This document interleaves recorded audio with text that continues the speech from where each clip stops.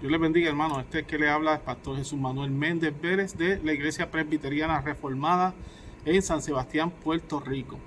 Así que hoy estamos haciendo una entrega más de el culto de oración y de estudio bíblico.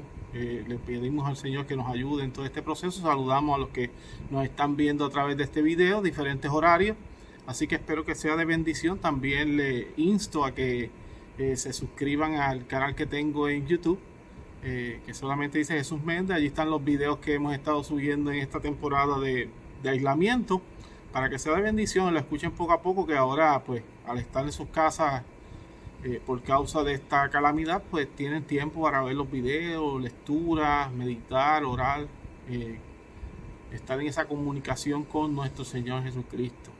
¿Ok? Así que nada, antes de dar inicio y de dar algunas recomendaciones de algunos libros que voy a presentar, vamos a hacer una oración para dar inicio. Oramos.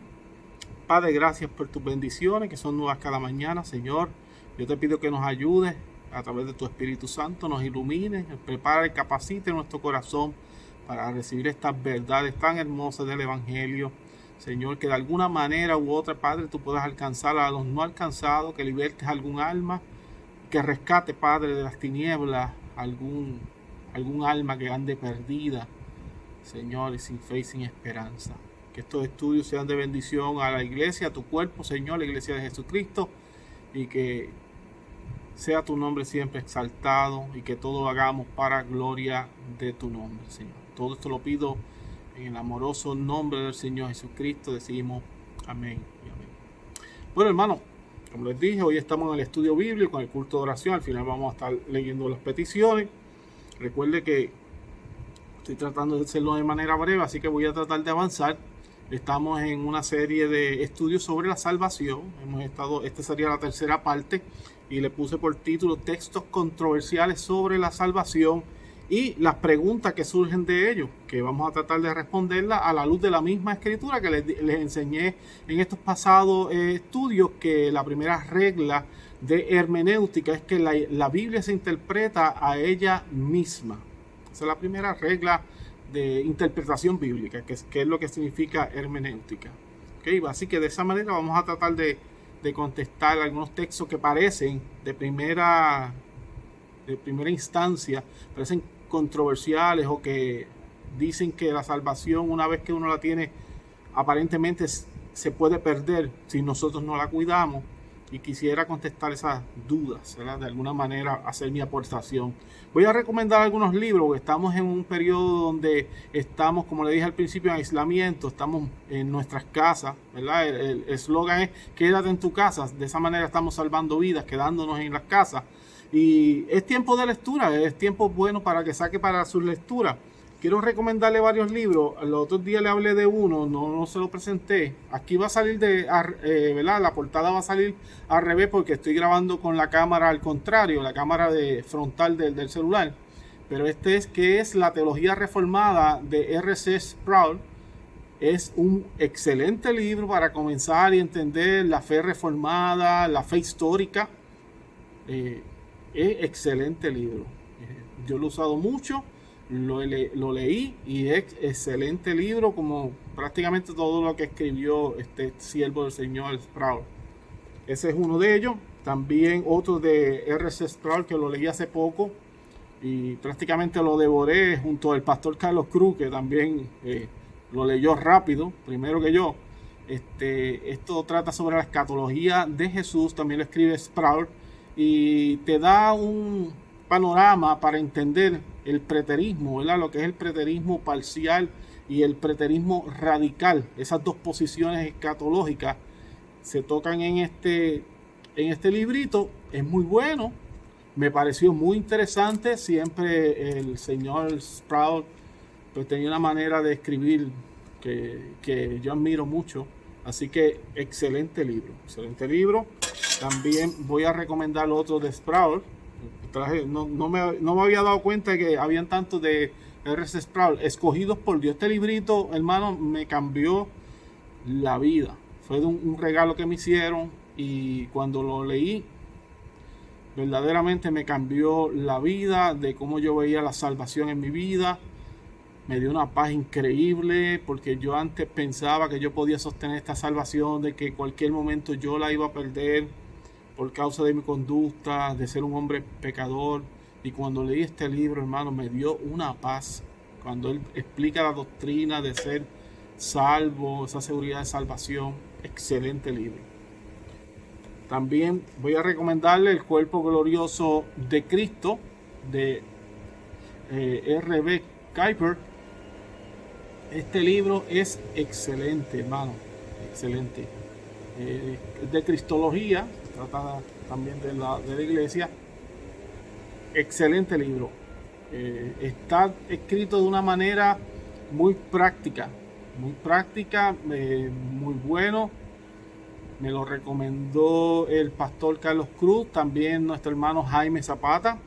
Jaime Zapata lo estudió bastante y llevó algunos programas en Púlpito Reformado utilizando parte de este libro de Kuiper.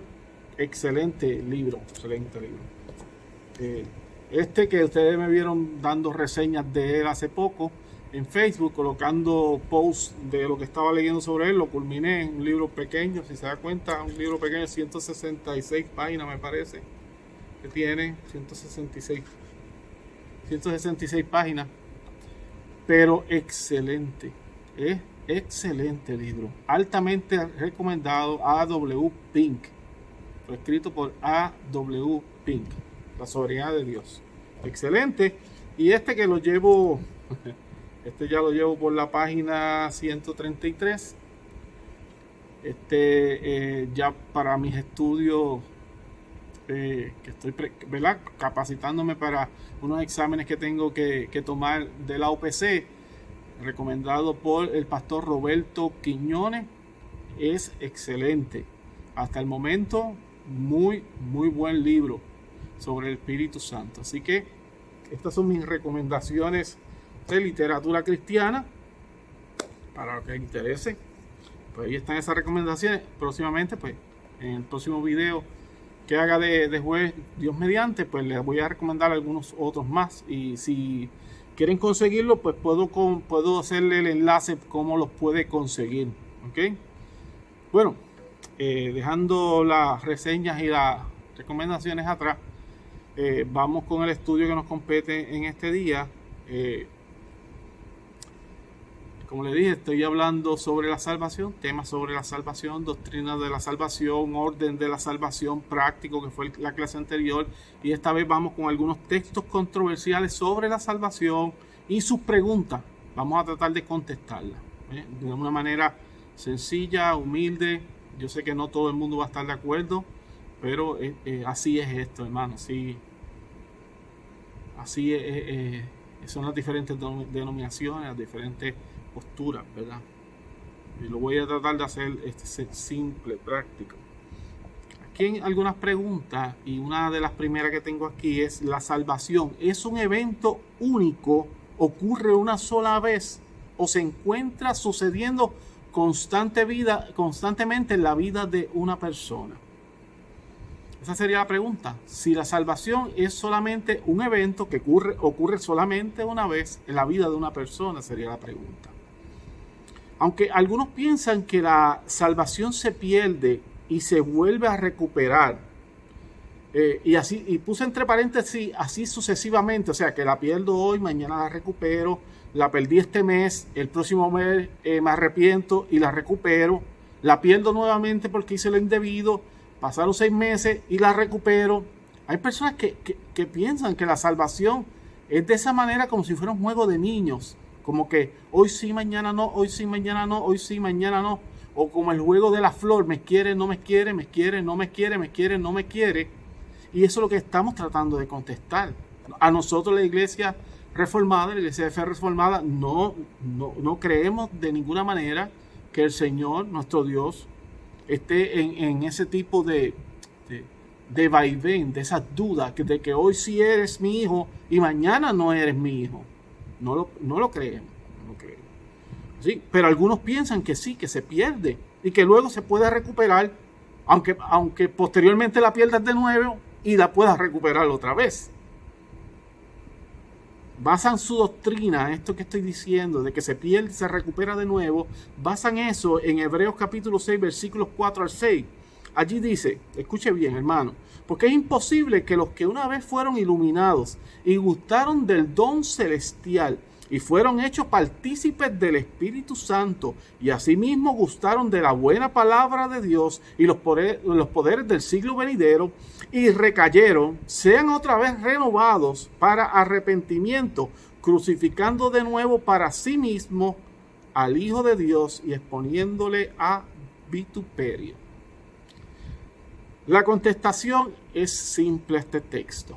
Parece complicado, pero no es complicado. La contestación se encuentra más adelante en el mismo capítulo, unos versículos más adelante. Hebreos capítulo 6, versículo 9 está la contestación. Allí dice, pero en cuanto a ustedes, en cuanto a vosotros, Reina Valera del 60, pero en cuanto a ustedes, oh amados, estamos persuadidos de cosas mejores y que pertenecen a la salvación, aunque hablamos así.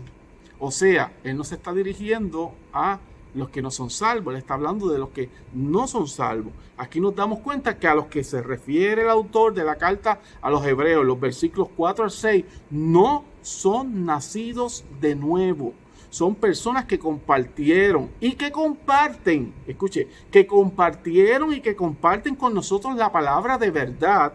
Tal vez tienen una asistencia perfecta en las congregaciones, escuchan el mensaje de la palabra de Dios muy respetuosamente, pero nunca fueron escogidos por Dios para salvación.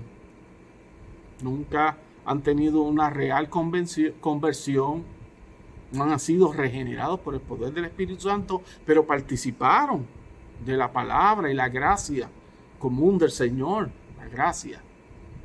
¿Se da cuenta? La contestación es muy fácil. Y para aquellos que dicen entonces que la salvación, vamos a ir un poquito más lejos, viendo el texto. Aquellos que dicen que entonces se pierde la salvación hoy, pero ya en 3 días me arrepiento y la consigo de nuevo, pasa un mes, la pierdo y después me arrepiento y la vuelvo a obtener la salvación. Aquí dice, si ustedes están alegando eso, que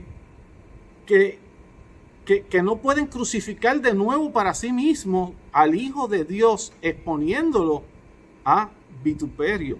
O sea, que una vez que cayeron de la salvación, pues ya no pueden volver a ser salvos.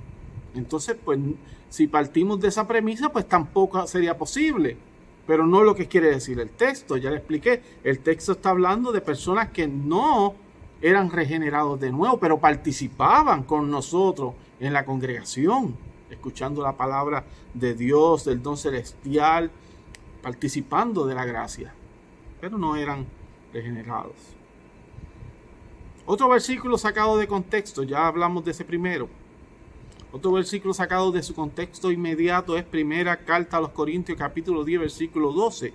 Es utilizado para defender el pensamiento de que la salvación se puede perder. El texto dice, así que el que piensa estar firme, mire que no caiga, que muchos lo utilizan. Este sí que lo utilizan muchísimos, hermanos. Pero vemos que dice el versículo que le sigue, primera carta a los Corintios, capítulo 10 y versículo 13. ¿Sabe que leímos el versículo 12 ahora? Ahora vamos a leer el 13, que ahí está la contestación. El 12 decía, así que el que piensa estar firme, mire que no caiga. Pero el 13 dice, no os ha sobrevenido ninguna tentación que no sea humana, pero fiel es Dios, que no os dejará ser tentados más de lo que podéis resistir, sino que dará también juntamente con la tentación la salida para que podáis soportar. Eso nosotros le llamamos la perseverancia de los santos. Una vez que el Señor te elige para salvación desde antes de la fundación del mundo, el Señor va a preparar un plan para que tú perseveres y te va a dar la fuerza en medio de la debilidad para que tú perseveres hasta el encuentro con Él. O sea que aquel que piense estar firme, mire que no caiga. El Señor está diciendo en el próximo versículo que Él es el que da juntamente con la tentación la salida y para que podamos soportar en el día malo, en el día de la tentación. Así que se contesta también el texto solo.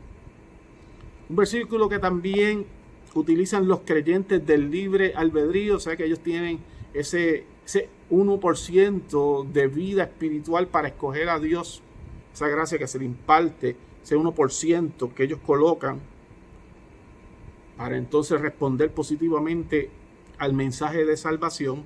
Los que piensan eso le llaman el libre albedrío. En Filipenses capítulo 2, versículo 12, allí dice: por tanto, amados míos, como siempre habéis obedecido, no como en mi presencia solamente, sino mucho más ahora en mi ausencia.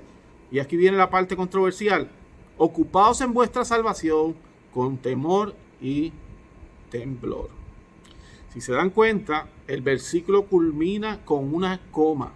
O sea que no ha terminado. Estamos en una carta, estamos en la carta dirigida a la provincia de Filipos, Filipenses, a los filipenses. Entonces, cuando tú escribes una carta, tú la escribes de corrido, tú no la divides en partes. Se supone que una carta tú la leas de principio a fin. Entonces, por eso es tan importante el contexto donde se encuentran los versículos doctrinales. Porque si tú sacas el versículo del contexto donde se encuentra, puedes hacer cualquier tipo de doctrina. Puedes asegurar de lo que tú dices cualquier tipo de cosas también. Puedes responder a cualquier cosa sacando los textos de su contexto inmediato, de donde están en esta carta. Por eso es que la contestación se encuentra más adelante en el mismo versículo, en el versículo 13. La contestación a este pasaje. Escuchen lo que dice. Filipenses capítulo 2, versículo 13. Ya leímos el 12. Tenía una coma. Continúa el apóstol Pablo escribiendo: porque Dios es el que en vosotros produce así el querer como el hacer por su buena voluntad. Dios es el que coloca en nosotros el querer como el hacer.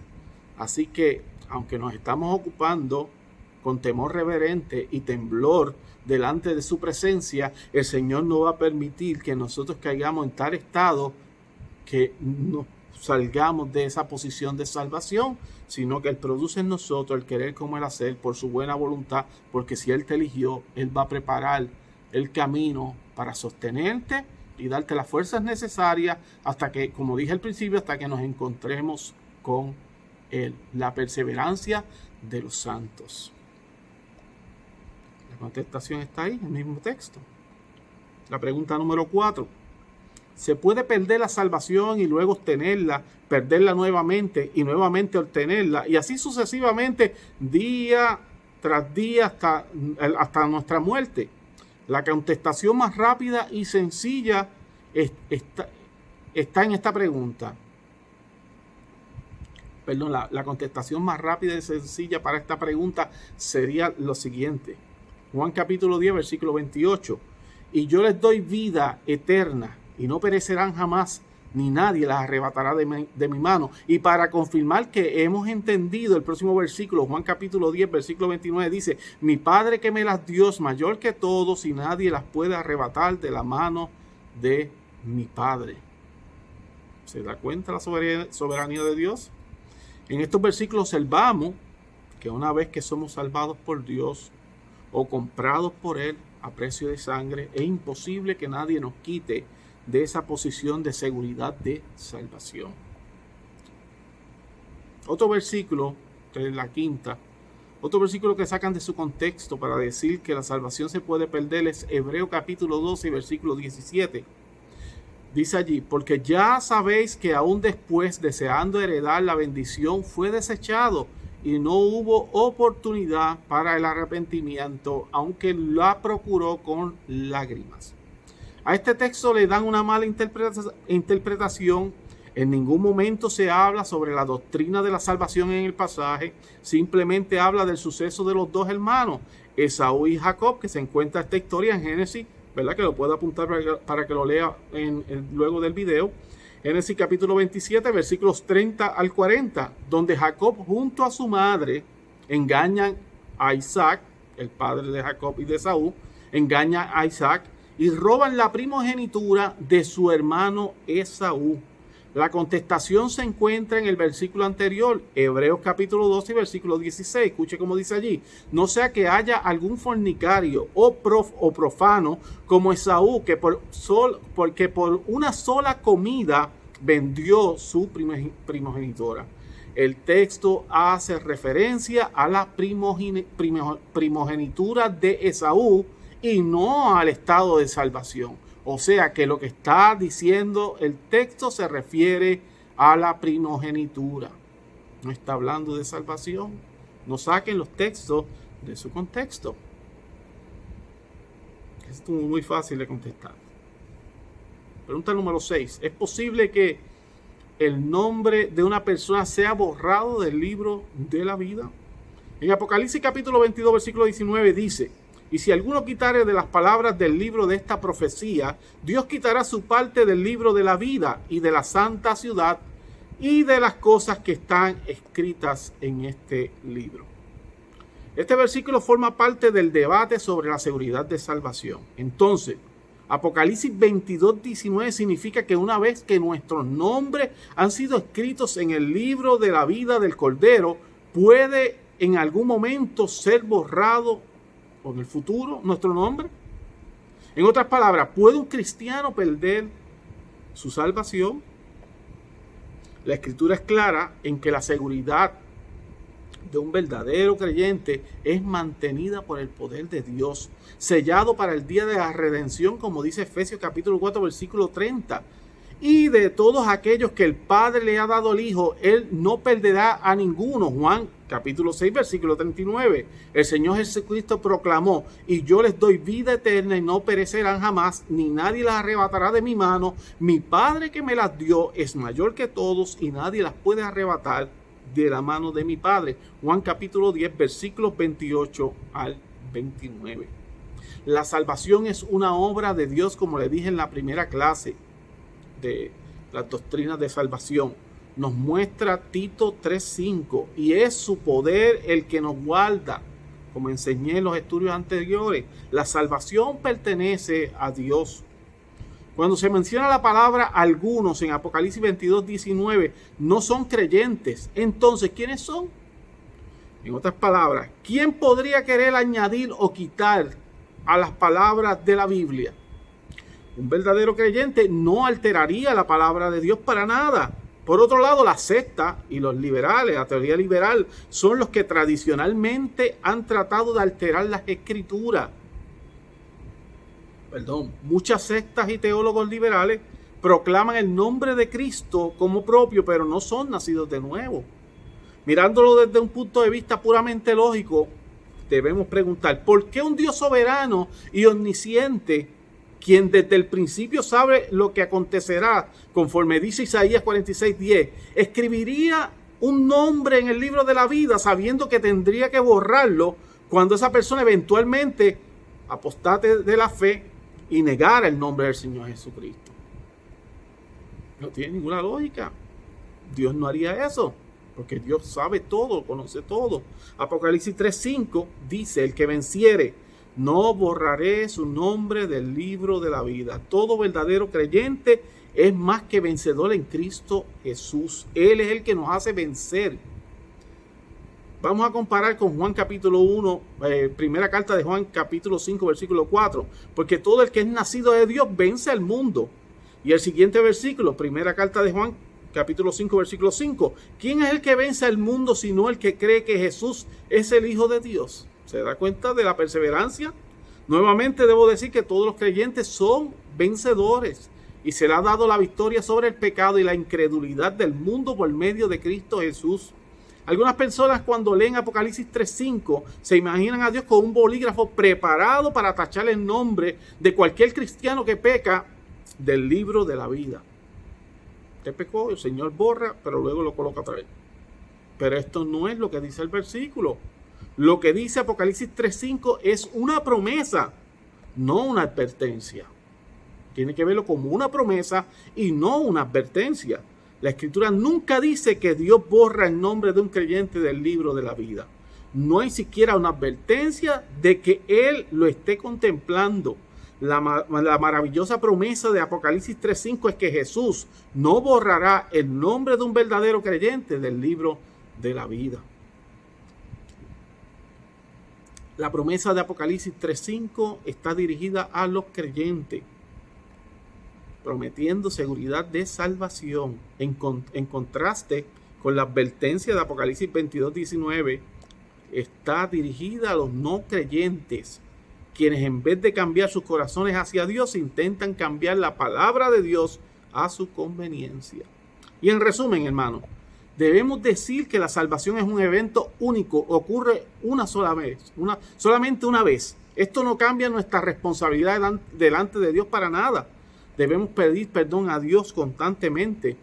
Esa es la santificación progresiva. Hemos sido salvos, pero a causa de que hemos sido salvos y regenerados, Dios provoca en nosotros acción de buenas obras, pero también nos convence de pecado, de justicia y de juicio, el Espíritu. Entonces, cuando fallamos, nos duele y nos arrepentimos y pedimos perdón delante de Dios en nuestra santificación progresiva mientras que caminamos en este planeta, en este mundo. Este arrepentimiento constante es motivado por el Espíritu, por la asistencia del Espíritu Santo de Dios en el verdadero creyente. Hermano, este fue textos controversiales, algunas preguntas sobre estos textos controversiales. Espero haber contestado y aclarar algunas dudas que tenemos sobre algunas personas que tienen sobre el tema de la salvación. Ahora voy con las peticiones, porque está avanzando el tiempo. Le quise recomendar esos libros, hermano, los que recomendé al principio, porque sé que en momentos de ocio pues usted puede aprovechar y hacer unas buenas lecturas, en buena literatura. Voy con las oraciones, las peticiones. Aquí tenemos a Milta, nuestra hermana Milta. Dios te bendiga, Milta. Pide oración por su familia, por el mundo entero. Por esto mismo, ¿verdad? Para que esta pandemia acabe ya y que consigan la cura. Dios ilumine esos doctores, todos esos científicos. Ginel López Adame, porque los contagiados salgan victoriosos en el nombre del Señor Jesucristo, por su familia, por sus hijos, por sus nietas, por los confinados, por Carmen Gloria, por Carmen Yanis, por los hermanos en la fe que no han tenido miedo de seguir predicando en las redes sociales. Amén por eso. Y gracias a Dios por lo que... porque sé que nos está cuidando. Gracias a Dios por su cuidado. Nuestra hermana Ñeca, Nilda, dice que Dios les bendiga a todos, que pide oración por todos los de la iglesia, por su familia. Se enteró que tiene una prima en New York que le diagnosticaron con el COVID-19, con el coronavirus, que tanto daño está haciendo. Y pide pues, por la sanidad de esa muchacha, de su prima. Fortaleza a la familia, a sus hijos, y está haciendo una petición por mí, por Carmen Gloria, por Carmen Yanis y por todos, para que Dios nos proteja. Eduardo bendice a todos los hermanos, saluda a todos los hermanos de la iglesia. Las peticiones serían por la economía, por ayuda económica. Sabe que estamos pasando una situación que el trabajo se detuvo prácticamente y entonces pues la economía va bajando. Él pide por su economía y por la economía de los demás. Ayuda en la depresión, dirección, entendimiento, restauración en su vida, en la vida de su familia, y especialmente pide por todos los matrimonios del mundo, incluyendo el de él, y que si así Dios los quiere, que los restaure.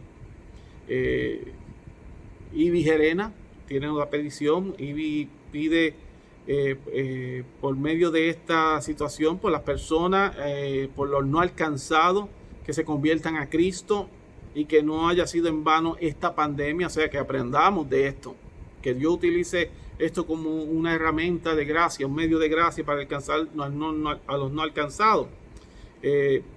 Por sus hijos que trabajan fuera todos los días, por el pueblo de Dios, por mí, por Carmen Yanis y por todos los que están contagiados, por los que están enfermos, pide. Bueno, estas son las peticiones.